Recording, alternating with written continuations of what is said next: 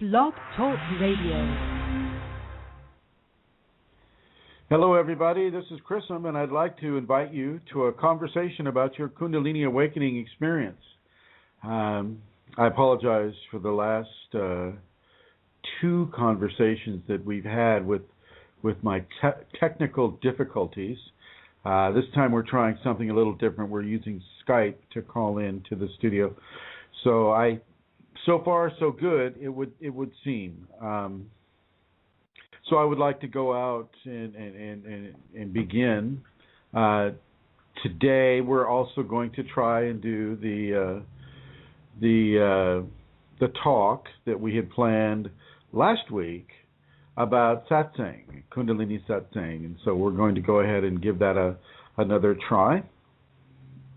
I would like to thank Amelia Santara and her family in the Kingdom of Kerry in Ireland for sponsoring this program. I would like to thank all of you who are listening live and who are listening to this recording on the archives. Most of you see this on the archives, and so I'd like to extend a warm hello to all of you who are reading this on the archives. I'd like to thank Eileen Laurel and Glenn Ola and all of the people that have come together to help me bring this information out to you. So thank you, everyone, for doing that. Other areas of understanding this information can be found at the website www.kundaliniawakeningsystems1.com, and that's the number one. And then you can also go to Chrism.Kundalini at YouTube, and you can watch the videos if you wish. You can also go to KundaliniAwakeningSeminars.com. You can go to Kundalini Awakening Systems 1 at YahooGroups.com. You can also go to Facebook, and there's a couple of groups, or two or three groups on Facebook. One is called Kundalini Awakening ! The other one is called Kundalini Awakening Systems 1. And another one is called a Kundalini Ashram. So all of those can be found on the groups section in Facebook. Also, my page on Facebook is, Chrism Kundalini. And so as we continue into this conversation, I just want to once again show my gratitude for everyone who does tune in and listen, and for those who assist in bringing this information out to the populations. Satsang is kind of a word, as I mentioned last week, that means sitting in truth or in the presence of truth, and it typically involves a teacher, and that is the role that I've been given to play this time around. We've all been teachers, we've all been students, and so nobody is raised higher than anybody else. Certainly not within a Kundalini context. Parity and equanimity and balance are often the areas that are really expressed well. And if the expression isn't coming to you, it's only because there are levels of balance that need to be attained. And so, within that understanding, you strive to live a good life. You practice the safeties. You're forgiving. You're tolerant. You're gracious. You practice service and love without, waiting to be, paid back in kind. And you practice, and yet you're not feeling any of the special qualities that come with the Kundalini awakening, even though you may have already had a lot of the phenomena occurring. And basically what your attention is being brought to is the level of balance that you are currently at within your process. Where is your balance? Are you still holding grudges? Are you still looking at the opposite sex in a shall we say a destructive lust/destruction way? A way, this is fomented in our society. I'm not going to blame everybody who has those thoughts. This society perpetuates those thoughts, and so I wouldn't be surprised if everybody was having those thoughts to some degree. Certainly not putting a judgment on it. Where are your imbalances in your life? You know who you haven't forgiven. You know this person or these people. So, you know that you can always start with forgiveness no matter where you are in your process. If you're not receiving enough of what you feel the Kundalini should give to you, well, we can have a little discussion about your expectations because of that. But if you're given from your Kunalini that, we still have some balancing work to do, then I will strongly suggest that you get right into your work and do your forgivenesses. Become that tolerant person. Purposefully inject yourself into a social situation where you know you're going to have to be tolerant.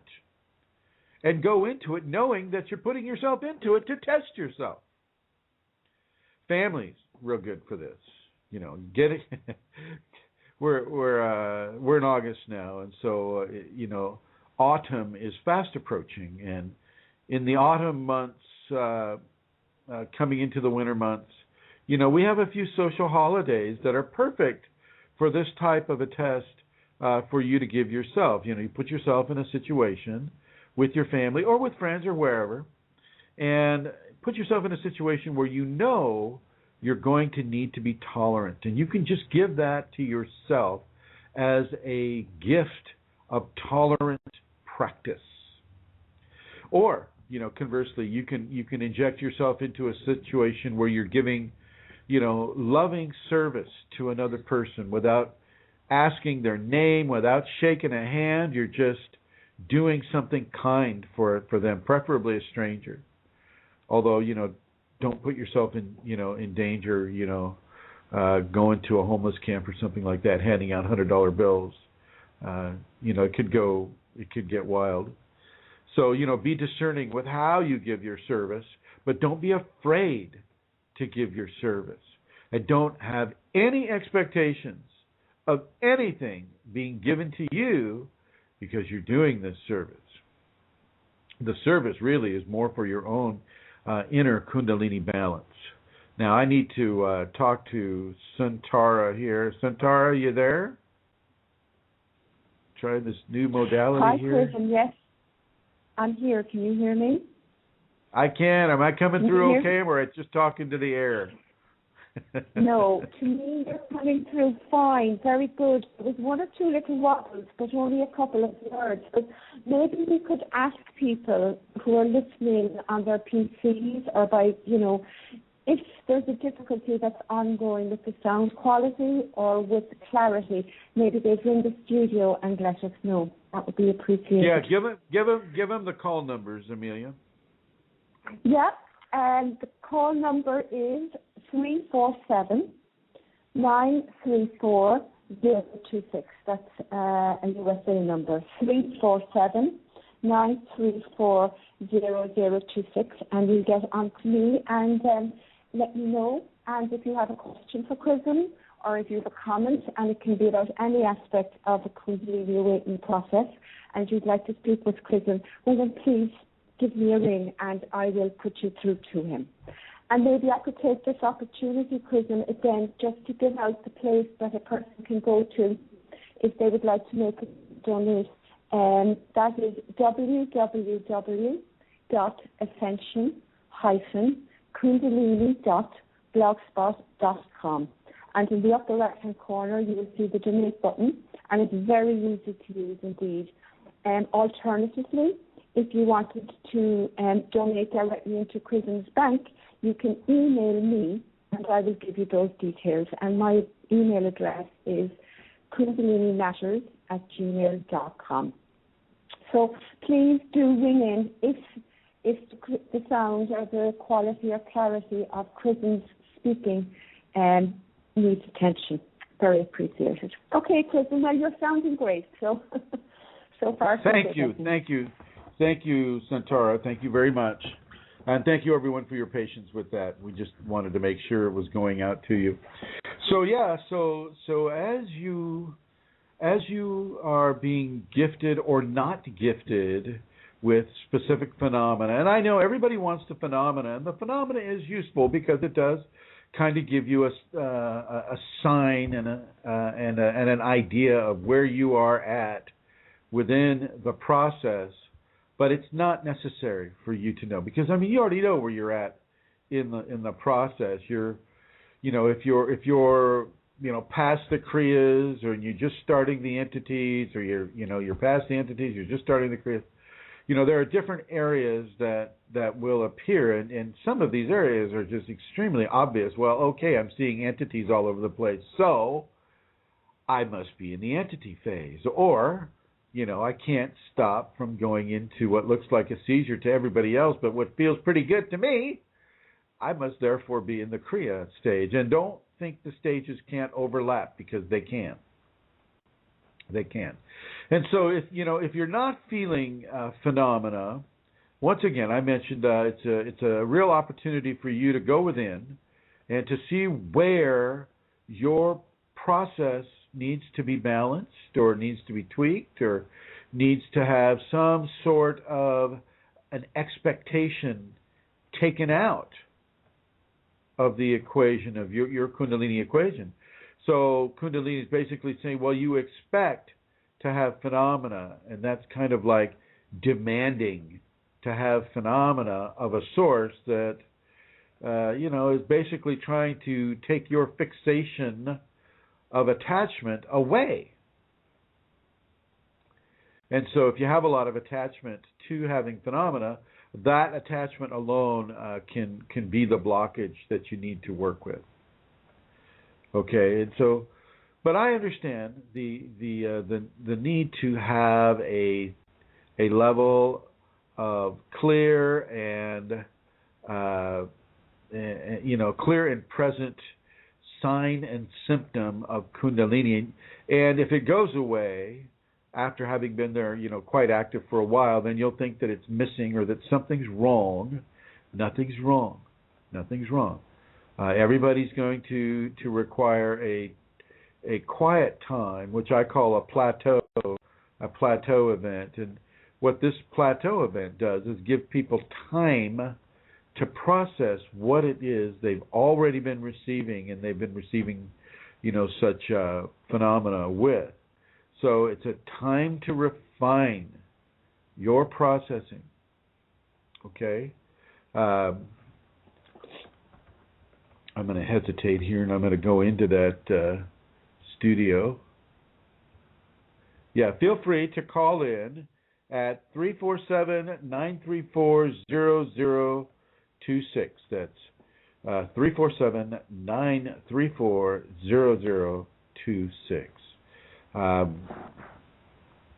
So yeah, as we continue, and we explore the area of phenomena itself, I did mention that the phenomena will overlap, and it will most certainly overlap. And so you can indeed have multiple interactions at the same time, like I did, when early in my process I had the entities, and I had the Kriyas, and I had the visions, and I had the cracking in the spine, and the crunching in the neck, and the movement of what I considered to be energy eggs up the spine. And these were like balls of energy that had a very, very, very, very tactile expression. You literally felt an object moving up the center of your spine, going up and then coming down a little bit, and then going up a little further, then coming back down, or just coming up and staying at a certain area. This is all part of the process with the Kundalini. It's stopping at certain areas. It has its own agenda of karmic refinement for you. So let me get into that a little bit. Everybody is special within the Kundalini because you have your own personal karmic agenda within the Kundalini. And the karmic agenda is what actions and deeds and thoughts and experiences have you had in other existences that are lending themselves towards this experience that you're having right now. Many people in their directly behind this Kundalini event that they're having right now, many people were monks or priests or priestesses or people that were very, very focused, nuns on a spiritual quest. They were here as a gift to God, and this is what their understanding was given for them to be. They are here as a gift to God, and therefore I will dedicate my life to God. And this may have been a person's pre-life Kundalini preparation. And you would have had more than one of these lives. You'd have had, quite a succession. Human beings don't evolve that quickly. Sometimes they do. Sometimes they do, but they have to be at a certain level of preparation to make big evolutionary jumps within a spiritual context. Kundalini is indeed that big evolutionary jump. But once you're inside the jump, well, where are you jumping to, and how are you going to land, and what's the whole point of this evolutionary jump, and why did it come to me? I didn't ask for this to occur, and does it have to be so terrifying, et cetera, et cetera. Inside the jump, which is where most of you who are having Kundalini are right now, because it is a lifetime event, as you're inside the jump, what you're learning to do is to surrender and to accept. When you're inside that evolutionary jump from Homo sapien to Homo luminosus, which is a term I'm borrowing from what's his name? He runs a shaman outfit. They do a lot of trips down to South America. Homo luminosus, the human light being. And so this is where people are generally evolving into. And so, you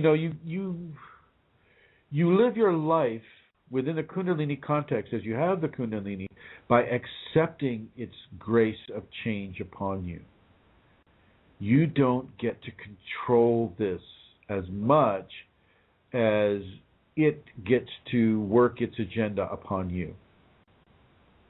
Okay, its agenda is obviously one of transformation, and the cocoon and the butterfly are really the easiest symbol of what is occurring to the human being inside of the Kundalini awakening. Okay, and but your cocoon isn't just you taking a snooze, like inside this hard shelled little world. This isn't you being, I dream of genie in a bottle and there you stay. You're out in life. You're out in the environment. You're not just, waiting for change to happen to you. You are part of that change. You're part of that change, and part of that responsibility is accepting the many changes that are coming your way. And with Kundalini, it's quite a palette of different changes that are occurring. It's very tactile. It's a very tactile experience. This is not soft and fluffy all the time. It's soft and fluffy some of the time, but it's not soft and fluffy all of the time. And because it has a direct tactile experience with the person, it's stronger than you would associate with many of the other New Age or occult experiences where you feel a little bit of a temperature change and there's the entity is there, or the table lifts up, or some sort of psychokinetic type of phenomena occurs. With the Kundalini person, this is happening to you all the time.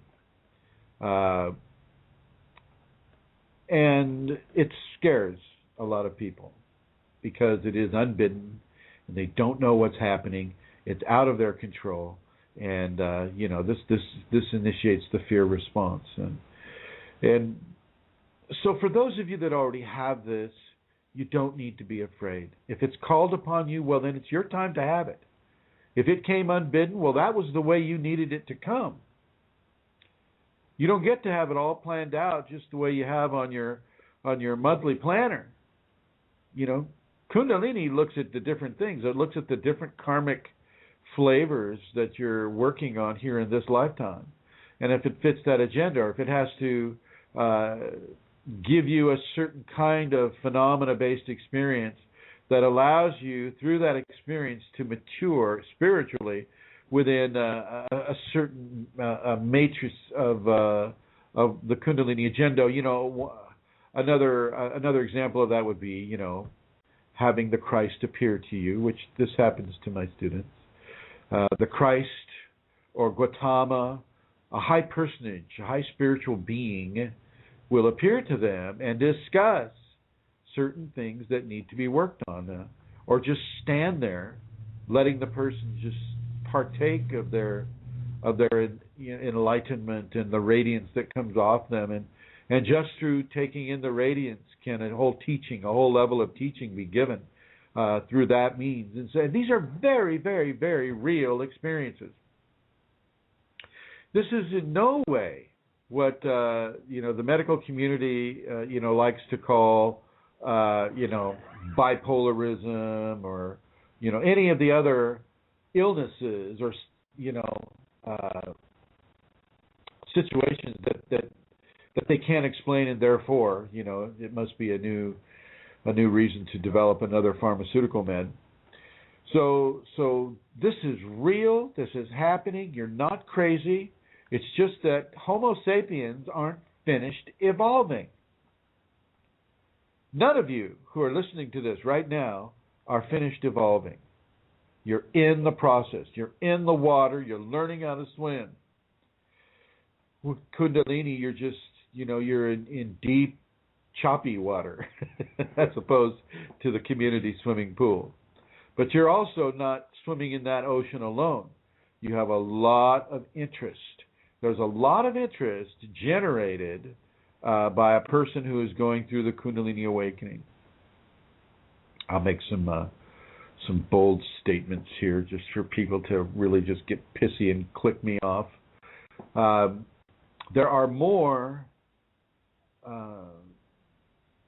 entities or spiritual consciousness outside of the physical expression than there are inside of the physical expression. And so, we're going on to 9 billion people, I think, on this planet, or 7 or 8 or 9 billion. That's a lot of people, and yet there's an endless amount of consciousness that are observing what is happening here and feeling the evolutionary waves that are coursing through the people that are having a Kundalini experience. Okay, Kundalini people, just by virtue of the energetic anatomy, are lit up. And that means their energetic anatomy is lit up by the Kundalini and can be discerned, from a spiritual level. I mean, a lot of spiritual consciousness will convene around a Kundalini awakening person just to learn what it is to go through this stage of human evolution. And some like to mess around with the person having it. I mean, the whole entity stage is about controlling your fear of not having control mechanisms the way you're used to having control mechanisms. You have to look into changing the way you respond to that which is unknown.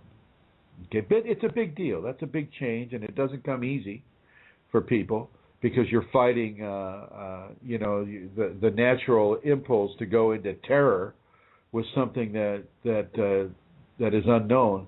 But that is what I'm suggesting that you do, and I'm also suggesting that you place such a high degree of trust in the Kundalini within you that has led you to listen to this talk. You trust that source with your life, literally, with your life, the life of your kids, the life of your spouse, I mean, you really, really, really want to get down and trust this force. And you'll know that, when you're crying at the drop of a hat because, an old man helped a young child across the road, that act of love, brings you to tears.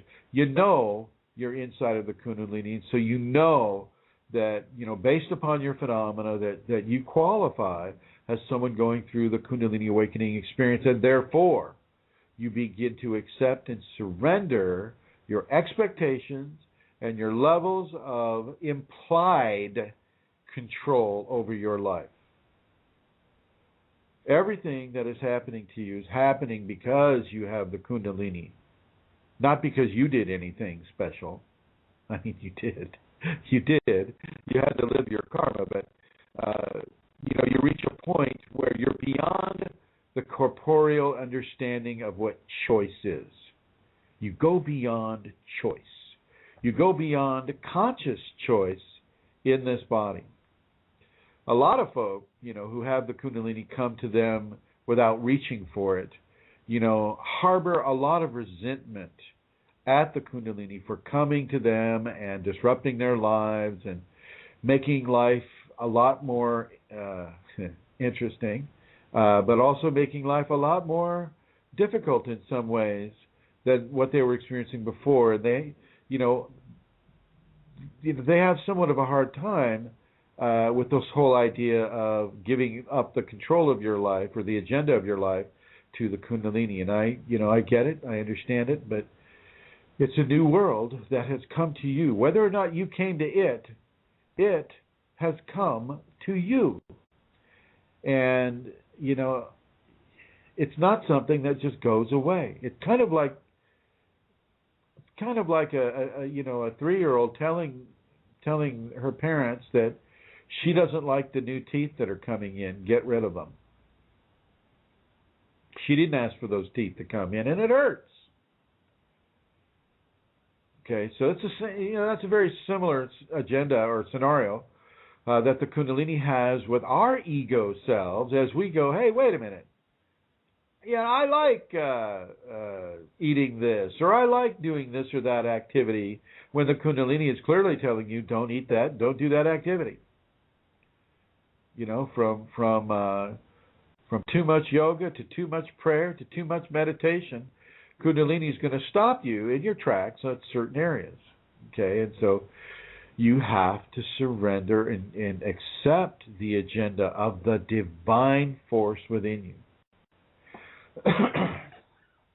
The divine force within.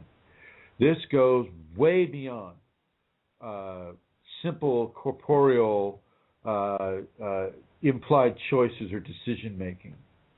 Okay, you made the choice to have a body that would have the Kundalini at the time that you've had it in this lifetime. You don't get accidental Kundalini. I don't care if you had a ski accident and hit a tree. Well, you had to get up at the precise moment of the morning of that day to do everything that you had to do in order to run into that tree on the ski slope. So once again, decisions were made and experiences were given based upon those decisions. Therefore, you crashed into that tree and the lower spine was damaged, and whoop, there goes the Kundalini. Well, it's not accidental. Same with those of you who awaken the Kundalini giving birth, or in a car accident, or getting thrown from a horse, or ice skating and falling on that tailbone. Ouch. Been there, done that. Not the ice skating so much, but falling on the tailbone. A lot of these things, they're not accidental, and because we accompany, sometimes an activation trauma is given to a person because of a certain level of karmic development that they're going through at that time. Just because the activation is accompanied with pain doesn't take away the validity of the activation. It's as valid an activation as if you were Ramakrishna, walking in ecstasy across the room. Ramakrishna is an Indian saint who had Kundalini, and he would walk around his students in ecstasy. Not something that I'm so good at. I usually just freeze right up and heave a lot and cry a lot, and the ecstasy eventually passes, if I'm lucky. So if there's anybody out that would like to call in, Santara is manning the studio. I'm not going to touch anything in the studio here, but the call-in number is 1 and then 347-934-0026. So that's 1-347-934-0026. Call me and ask me a question about your Kundalini awakening experience. So continuing with the satsang here. Some of you have been specifically picked to do a certain thing within the Kundalini agenda. Some of you may have started out as just regular, married folk, and all of a sudden the Kundalini comes, and then all of a sudden you find yourself in a whirlwind of activity and social media, social presentation. I mean, all of a sudden you're kicked up into this whirlwind of activity, and your face is being plastered all over the papers. Well, this is as the Kundalini wants it to be for you. Kundalini will bring people to hear you, to see you, to touch you, to ask you a question, to receive an answer. For those of you that are being pulled into politics, well, that, the only reason we have such a real negative view of politicians in our current experience of politicians is because the corruption rates are so high with them. But for Kundalini people, they don't have that option of corruption, because the inner being that the Kundalini is will often preclude that. It won't be allowed to happen. Santara, am I still coming through? I just heard a strange sound. I'll wait for you to respond. There you are. Hi, Chrism. I'm sorry, my unmute button is very slow today for some reason. Yes, you're coming through very clearly to me. Nobody has phoned in, so let's assume that's the case. I actually have a question, if I could ask it. It was asked today on the group. Somebody wrote in, it's about entities. Somebody wrote in that, and I'm quoting it now, still focused on the entity and our vision is one of the major challenges of my life. Are there tools or techniques to facilitate this? And it was interesting because staying focused on the entity is the way it was phrased. Yeah, well, that's probably why you're having so much entity contact, is you're focusing so much on it. But I understand. When the entities first start coming, you can't just go, that paranormal thing just happened, and now I'll just ignore it. A head comes out of a wall or something flies by you. The idea behind the entities is not for you to join up with them and become a little, assistant entity. The idea is for you to claim your seniority over your body and your spiritual expression without having that body and spiritual expression trespassed upon by a discarnate spiritual entity. And so that means a spiritual consciousness without a body. That's what discarnate means, without meat, without a body. And so, you have the entity experience for a number of reasons. Some of the reasons are to, one, get rid of your fear of the unknown, get rid of that deadly, deadly, toxic fear of the dead, the ghost, or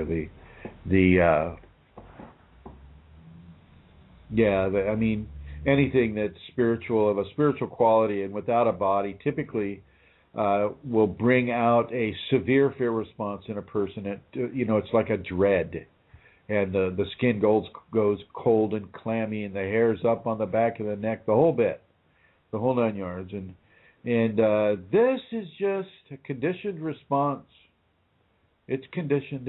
It's okay. You'll have that. You'll experience that. Then if you're lucky enough to have a lot of entities, well, then you'll start losing your fear of them. Many of the entities are programmed here to scare you. Their job is to scare you. Their job is to infiltrate your mind, your dreams, and your Kundalini communication in order to terrify you, in order to cause you decisions that make your life very, very difficult. This, too, aids in the spiritual evolution of your body. Nobody ever said Kundalini was going to be soft and fluffy, like a teddy bear floating over, the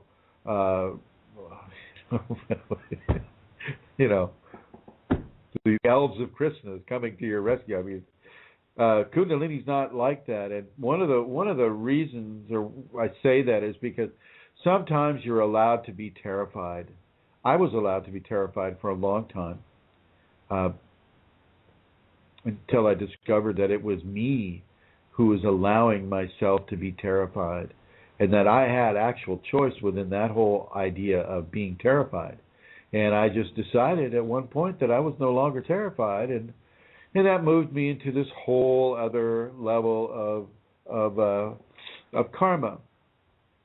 And so, you will be terrified by these entities. Typically, they know how to cherry pick your deepest, darkest fears, and then bring that deep, dark fear right up into your face in the daytime, waking state, and you're wondering, what the heck just happened? Did I really see a giant spider coming towards me, or a giant snake wanting to eat me, or a black dog with red eyes lunging at me, or a wolf following me, or any of a number of the Kundalini creatures that are top of their pyramid, their hunting pyramid. So you need to be afraid sometimes, because you can't get over fear without knowing fear. You can't get over fear without knowing fear. You don't get to walk around it. You have to walk through it. And the lesson will just keep repeating itself over and over. Okay, Chrism, wow, he failed that one miserably. Let's see what he does with this one here. We'll tweak the equation a little bit, see if we can get a little more evolution out of that guy. Let's see. Oh my God, he failed again. So the lessons will be repeated ad nauseum until you get it right. Until you get it right. And one of the things that I want you to really be aware of right now is your acceptance of Kundalini coming to you, not only from the base of your spine or the top of your head, but also from an outside vector that is harmonizing with your Kundalini, that is adding to your Kundalini. And what is it that you could possibly have that would add to another person's Kundalini? What would that be? Your own Kundalini is what that would be. So as you hear my voice, as you listen to my words, which, I don't have a script here. This is Kundalini coming straight through me, my voice, through the air, into this computer, and out to you, and into your eardrum, and into your spine, into your brain, into your energetic anatomy. This isn't coming at you. This is coming in you. And I want you to welcome it. I really want you to do, turn it around for yourself. Kundalini loves you. Kundalini wants to help you evolve, and it will do that. It will do that. And as soon as you start accepting and loving what is happening with you from your own Kundalini, the sooner you'll start consciously evolving with the Kundalini, taking your evolution notes from the divine force within, rather than, from a 2,000-year-old book that everybody seems to have wanted to put their own interpretation upon. You start taking your life cues from the organic source of the force within you, that wild source, that natural source that is your birthright. It's every human's birthright. Everybody that has a spine has Kundalini down there at the base of it, waiting throughout the lifetime, so that it can finally reach into that divine sun and open up that person to that inner light, that inner and outer light at the same time. Okay. Now, I know a lot of you will download this program and listen to it while you're driving, and I think that's a great way to listen to these conversations. I really do. But I do want you to keep yourself as focused as you possibly can on the road. Pay attention to your driving. Seriously. Pay attention to your driving. And take these lessons and internalize these lessons. You're going to pay $5,000, $6,000, $7,000 for information of this quality, at a resort type of thing. Here I'm just giving it to you, and I want you to really begin to internalize this. Practice the safeties. Practice the safety protocols. You can reach those protocols by going to www.KundaliniAwakeningSystems1.com. That's all one word, KundaliniAwakeningSystems1.com. Go to the contents on the left-hand margin, and you'll see safeties. Click on that safeties, and then hard copy all of that. That begins to teach you how to live a Kundalini life. A Kundalini life. And like it or not, folks, like it or not, accept it or not, you have Kundalini now. Or you want the Kundalini now. Start living a Kundalini life. And that Kundalini expression that you currently have going underway will really improve. If you're having a difficult time with it, will definitely improve. And for those of you that are searching for the Kundalini, well, your chance is coming up much faster if you're living the safety protocols of Kundalini awakening. Do all of the safeties, not just cherry picking through them. Oh, I like this one. Oh, I don't like this one. Oh, I like that one. Oh, I don't like this one. I want you to do all of the safeties, whether or not you like them. It's your entire evolution that is being worked on, not just certain areas, even though certain areas are also being worked on. There's a special combination to you. That combination is only known by your Kundalini, and it gives you specific phenomena that allows you to work through the karma that you have left, your residual karma, and allows you, as you work that karma, to come into a greater luminosity within the Kundalini, a greater expression of light within the Kundalini, a greater expression of love, of divine love within your Kundalini expression. Now, I know that you're going to go online and you're going to compare your Kundalini with other people's Kundalini, and oh, they have that, why don't I have that? Oh, I have this, why don't they have that? And you're going to make all these comparisons, and that's fine. Go right ahead, have fun, knock yourself out. But your experience is not going to be the same as other people's experience. There will be familiar areas, but we're all unique, and we all have the unique karma, and within that context, everybody is unique within the expression of their Kundalini awakening. If you have a question about your Kundalini awakening experience, the number to call in is 1-347-934-0026. So 1-347-934-0026. Since we are taking, this is kind of like an overview type of a conversation.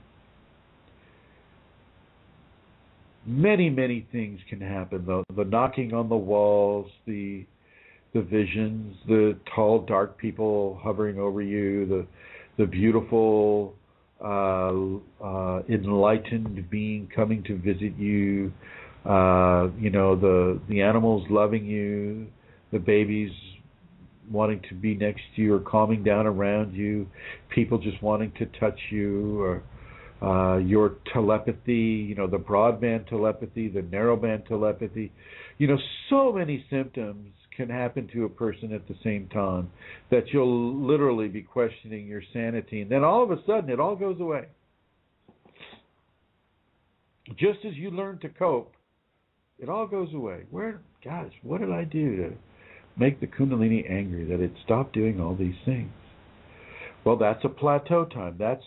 That's when you come to process the different energetic changes and transformations that have occurred. Now, part of the processing, of course, is experiencing it, but that's not all of it. You see, with a physical kriya can have its emotional kriya counterpart. So let's just say a physical kriya, you go into a certain yoga position. Well, that yoga position has a complementary kriya of the emotional body that will come right along with it.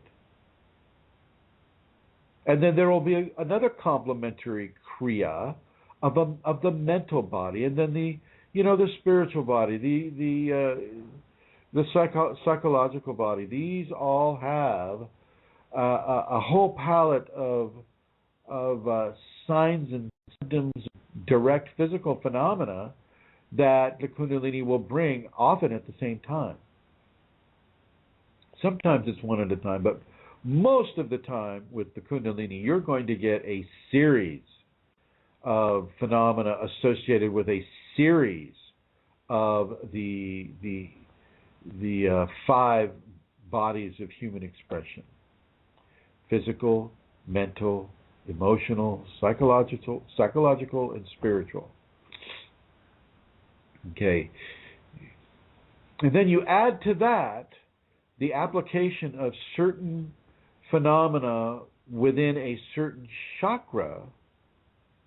You may have phenomena of a survival level at your first chakra, and you're mixing that with phenomena of a creativity. Let's unlock more creativity in the second chakra. And as we're struggling in survival, and yet we're unlocking our creativity, we're pulling energy from the cosmos in our connection to the physical universe with the third chakra. Remember the third chakra is at the solar plexus. The solar plexus.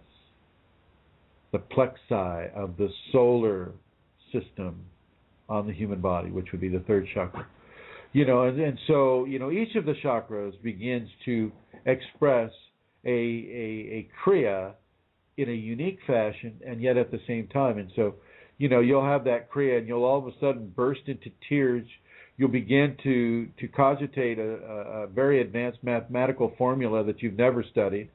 And later on you might start speaking French or writing poetry in French, another language that you've never studied. This stuff really happens. This is, I'm not kidding here, although it does sound like I'm kidding.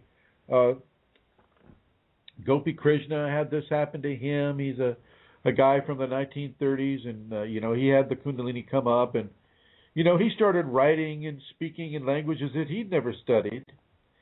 And the saints and the mages down the line that have had the Kundalini, this is all known to them. They, Kundalini's not a mystery to those guys and gals.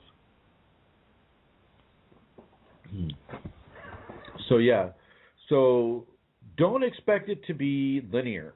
Don't expect that, therefore, well, I have a Kundalini Kriya in my calf, therefore I should have spontaneous entity engagement that has to do with my calf, but has to do with holding up the body, grounding the body, all of these types of things. And don't try to make a linear formula out of it. Just accept it in the nonlinear way that it's being offered. What you're being given here is you're being given a language to study. And I think I've done a conversation on the language of Kundalini. Santara, have I done that conversation, the language of Kundalini?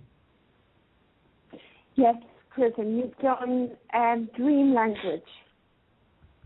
Oh, but not just the dream. Kundalini.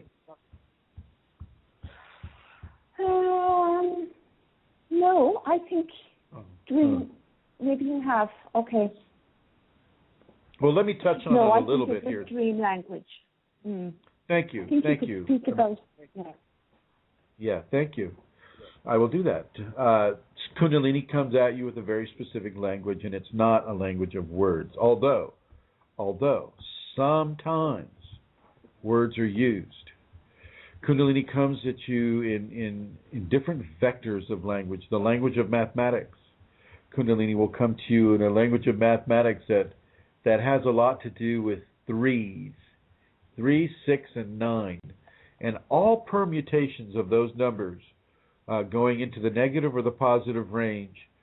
That is a mathematical language that is based on the Trinity, which is also based on the Kundalini, which is, one of the ways to express this equation, this mathematic equation, are the two that are one and the one that is two, either of which equals 3. So some of you will be able to follow that. Some of you will question your Kundalini, and your Kundalini will give you that answer. So it'll come with you in that level of language. It'll also come with you. It'll send certain animals to you that are expressing just by their presence a concept that the Kundalini wants you to understand, a concept that it's communicating to you through that snake or that wasp or that cat or that bird or that fish or that flower, whatever it is. Often in the dream life is where you get a lot of this language thrown at you. Okay? So take it all in, my friends. Take it all in. It is a huge, beautiful, big aquarium, and you're right down there. You're not actually down there. You're kind of floating on the top, which is, not always the best place to swim in the ocean, but it is where we have to swim in the ocean because, we're dual beings, So open yourself to these new concepts. Open yourself to the new language. The language will come in phenomena. It will come in repetitions of numbers, certain colors. You're seeing a certain color all the time. A certain kind of man or woman may start coming to you repeatedly. And these will often be representations of sacred male and sacred female in your life. You'll do something good, and all of a sudden you'll see a wise old man walk past you and just look at you straight in the eye, nod his head, and move on. And you've just been communicated with from your Kundalini. Same with the gender doesn't matter, except as it differentiates between sacred male and sacred female. But you are being observed by these forces, by the sacred forces that the Kundalini is representative of. You are being observed. You are being watched. You are being guided. Trust the Kundalini. And for those of you that want to go a step further with it, I'm going to suggest that you trust the information source that your Kundalini has led you to. The information source that your Kundalini has led you to. For some people, that's me, Chrism. For others, it would be, Muktananda or Sri Rajneesh, calls himself Osho now. Okay. There people, people are called to different areas, for different reasons. And so for this area, for you, if you feel that what I'm telling you is even close to the truth, then I want you to really start taking my suggestions to you seriously. I want you to strip yourself naked of all preconceptions about what you have read on the web about what Kundalini is. Most of the people that write on the web about Kundalini do not have it. They're just describing what they read in a book or what the sacred pages in their sacred manual says is true or false. People that want to have something that differentiates them from the rest of the group, and no matter what, they'll try hard to get whatever it is that they want to have, and they may even fabricate that. Okay. You pay attention to what the Kundalini is telling you. And those of you who have the Kundalini, it's not a cotton candy carnival ride that you can get off of. It's there all the time. You are that ride. You are the fairway. You're the merry-go-round, and you're the horses on that merry-go-round. Okay? Go ahead and, if you have a question, call 1-347-934-0026, and I'd like to welcome the two people that I have listening. Hello, listeners. Thank you for tuning in. Thank you. If people do have a question about their process, feel free to call in at the numbers that I've given. With regards to phenomena, I'm gonna get myself in trouble here and go into a certain area of phenomena because I'm being given that right now to do. Just got to word it right. The libido. The libido can get you in trouble in our society. Okay, the Kundalini will arouse the libido to such a strong expression that a person can be taken by surprise and be controlled by the libidinous programming that their ego and their expectations, hopes, and dreams and whatever would bring for them to experience. And so what I'm going to suggest is that you stay away from certain levels of entertainment that are of a quality that is damaging another human being. So I will suggest you stay away from pornographic images or pornographic stories, or levels of sexual-based, libidinous entertainment that can really begin to steer you into areas that are extremely unpleasant. The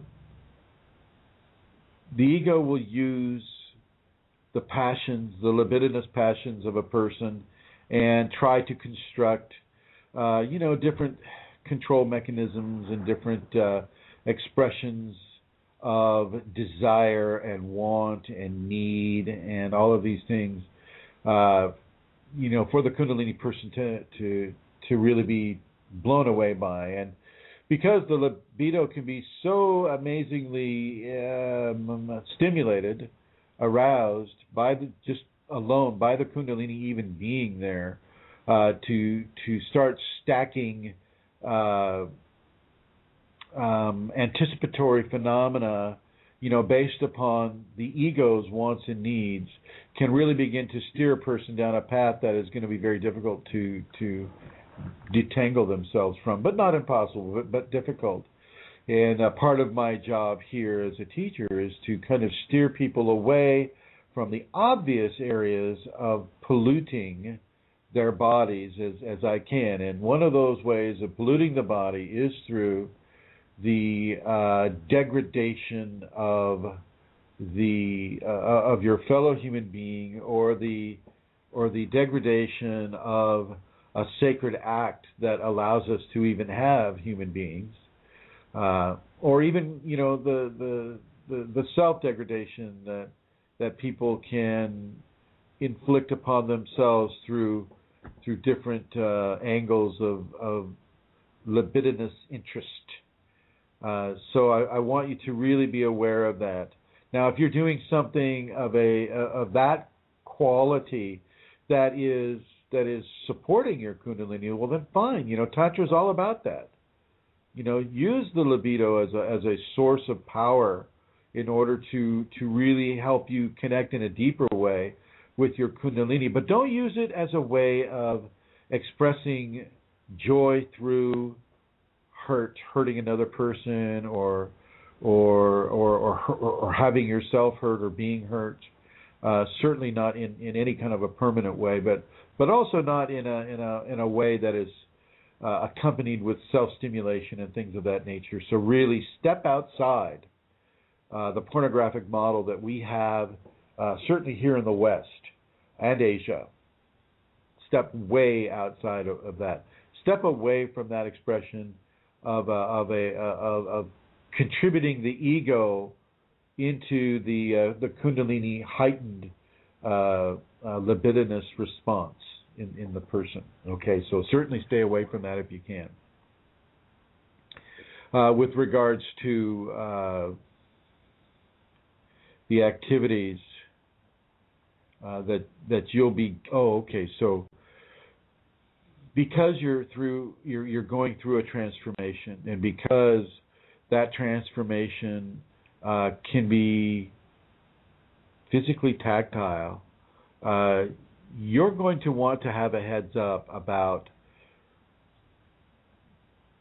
that this is actually real, that you're going to feel fingers on your body, you're going to feel yourself maybe slapped on the back, or you're going to feel like, little insects or ants or electric snakes are running through your scalp and all of this stuff. Don't worry about any of that. It's all normal. It's all normal. Do not go into fear over that. You're going to have plenty of opportunities to challenge your fear as well. So while we're talking about fear a little bit, I'd like to just throw in some of the dietary admonitions, and that is to take all caffeine out of your diet. All caffeine out of the diet of a Kundalini awakening person. That caffeine will have, it will cause a hyper excretion of adrenaline into the bloodstream, which causes a fight or flee response, and the body doesn't have anything to fight or flee at the moment, so that it creates one. And all of a sudden, you're being chased by demons or some sort of a thing going on, and your day might be full enough without having yourself chased by demons while you're on your lunch break, or while you're waiting for the bathroom or something. You don't need to be chased by demons, even though that's a real event. You don't need to encourage the scary things, and so you certainly don't want to drink a Pepsi that has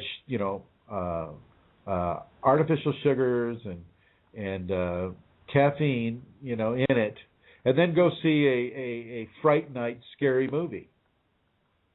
That's the last thing you want to do. You know, I mean, you can become the star of that movie in your own household if you want. You know, the pea soup, the whole bit. So you can scare yourself silly if that's what your intention is. But the thing is with Kundalini, it doesn't go away. You don't get to walk out of the theater. You are the theater. You are the theater. Okay, so if you're asking me, and even though I know nobody's called in, and so nobody's asking me, but I'll just go ahead and say it anyway. Do your best. Do your best to accept the changes and the phenomena that's occurring. Stay hydrated. Eat watermelon as much as you can. Follow the dietary guidelines that you see in the safeties. The Kundalini will cause you to want to eat only vegetables and rice, and you'll eat like a rabbit. You'll be a rabbit Kundalini person. And then the very next month, it will change you into a carnivore, and you'll only be allowed to eat meat. Don't buy into any of this, five body program that, you must be vegetarian or you're not spiritual. If you're not vegetarian, then you're not spiritual, and that just doesn't cut it with the Kundalini. The Kundalini sees all life on this planet as being vegetarian.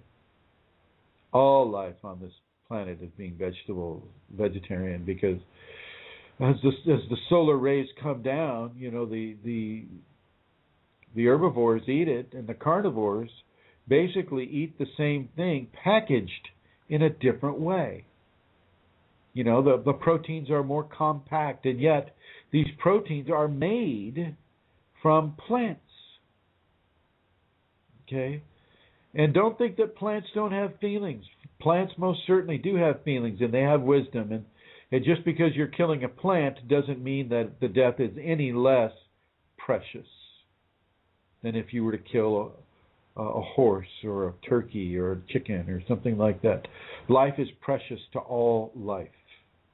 And so, if you're being guided to eat meat, realize that the Kundalini, which is part of the force that created all life on this world, Kundalini has determined that you need to eat this meat. So you just be thankful to the animal that gave that ultimate sacrifice, and you're grateful, and you eat that food. If you resist it, you might get sick. Lots of times we'll decide that we're a certain way and there's no way I'm going to change. And then the first thing the Kundalini does is it comes in and says, oh, wow, it looks like you're a vegetarian for 17 years. Well, here, we're going to change you into a carnivore. Have a nice day. And the Kundalini fully expects you to accept that change. But you'll know, because you'll feel the hunger pains for meat that last week you would have had for just vegetables. You'll feel that for meat. And so what I'm giving you is a heads up here to follow that impulse. Start it out, if you've been a vegetarian a long time, start it out light. Go with fish or chicken or something like that, or maybe fried katydids. You can fry up those katydids too. Katydid, for those of you that don't live in the U.S., katydid is kind of like a grasshopper that you can eat. Okay.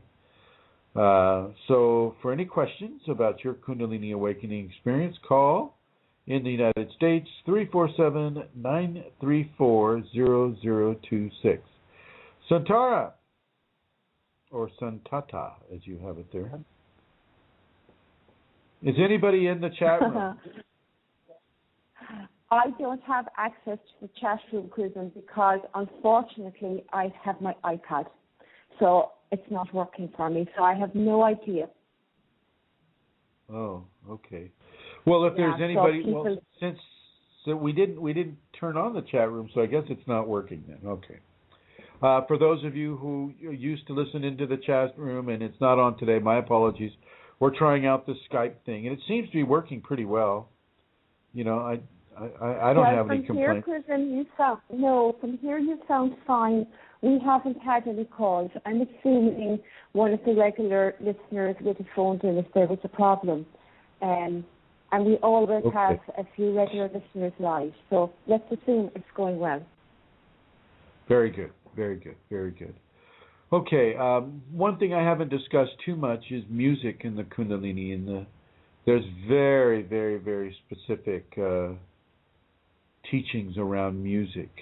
Some of you, during your Kundalini experience, will hear the celestial music. This is music that is not of this world. Although the frequencies and the sounds, when you hear the horns or you hear the voices, they sound human and they sound like, like this amazing orchestra symphony, but it is not of this world. And it is real. It is a real thing, and you are really hearing it.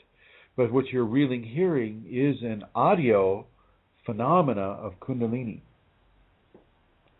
You will be drawn to certain types of music. Music that you may not have had an interest in before. Sanskrit chanting, you may be drawn to that. I was certainly drawn to that. But also because I was raised non-religious in the West, I take my music cues from all different kinds, from opera to country western to rock and roll to jazz to classical to tribal, to chanting. I mean, you take your music cues from all over, and the Kundalini actually would take me into musical areas that were very, very, very devotional. The chanting of nuns in a chapel, or the Gregorian chants, or things of that nature. And I don't want you to resist that. All of a sudden, out of the blue, you'll just want to listen to somebody chanting in a Gregorian type of way, or a Sanskrit type of way. And I'm going to suggest that you go with that. And if you can, start chanting or singing along.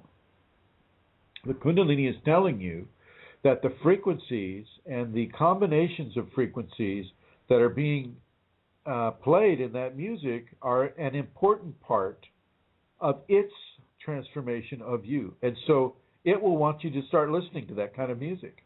That happened to me quite a bit.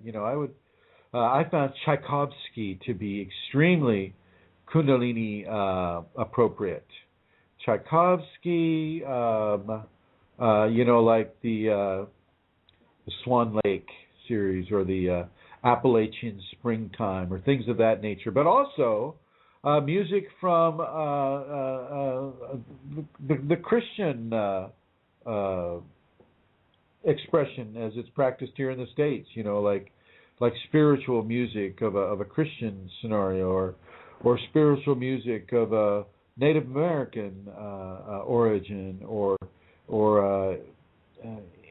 from the continent of India, with their different the Sanskrit and the flutes and things of that nature. So I would encourage you to expand your musical tastes along the lines that your Kundalini wants it to go into. That your Kundalini wants it to go into. Okay, that's the caveat. I'm not giving your ego permission to just, race through the radio dial looking for different pieces of music. What I am suggesting is that as the Kundalini makes its presence more and more obvious to you, that you allow that force within yourself to choose music for you.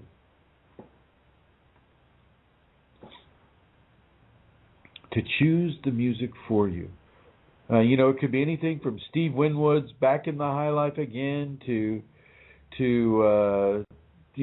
Sonny and Cher, to Tchaikovsky, to Beethoven, to Chopin. I mean, all of the different expressions of music the Kundalini will choose from in order to give you a specific teaching. And along that line, as I mentioned before, the quality of Kundalini in my voice is being sent out as a seed force of energy for those who are wanting to activate the Kundalini, but also for those who already have it and may be struggling. Okay. Feel the energy in my voice. Open yourself to that energy. Let it join with your energy. And let yourself be lifted. Let yourself be lifted into, into another layer of evolutionary consciousness. Another gift of the divine within you, as there's so many gifts that come. It may seem like they come and go, but they come, they're processed, they're stored, and whether or not they're expressive to you at the drop of the hat that your ego would expect it to be, it doesn't mean they're gone. It just means they're stored, and the Kundalini will decide when that certain trait or when that certain skill is going to be exercised. Okay? So take all of this in, let this settle with you, see how you feel. If you feel that the information I'm giving to you is worthwhile to you, then look to making some life changes. I'm suggesting life changes, folks. You listen to all of the conversations that are given free here. You listen to them all and you take from them. Kundalini isn't the kind of energy that runs out of power. It is omnipresent in its power. There is never a lack of power with Kundalini. You always have power.